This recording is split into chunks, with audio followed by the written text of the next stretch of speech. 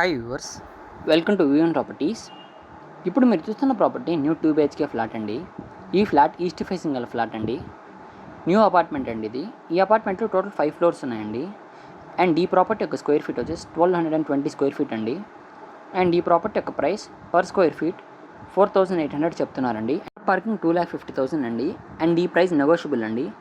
అపార్ట్మెంట్ని 220 అంకణాల విస్తీర్ణంలో కట్టారండి. అండ్ ఈ ప్రాపర్టీకి వెంటిలేషన్ అయితే చాలా బాగా వస్తుంది. అపార్ట్మెంట్కి ఎలాంటి డీవియేషన్స్ లేవు.